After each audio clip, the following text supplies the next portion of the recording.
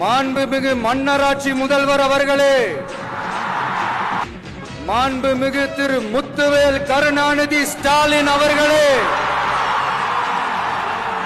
பேரை மட்டும் வீராப்பா சொன்ன பத்தாதவர்களே, செயல்லையும் ஆட்சியிலையும் அதை காட்டணும் அவர்களே.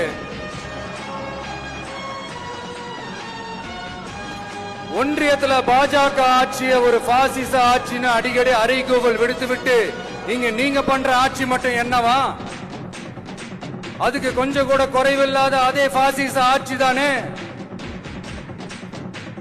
ஒரு கட்சி தலைவனா ஜனநாயக முறைப்படி என் கழக தோழர்களையும் என் நாட்டு மக்களையும் பார்க்கறதுக்கோ சந்திக்கிறதுக்கோ தடை போடுறதுக்கு நீங்க யாருங்க?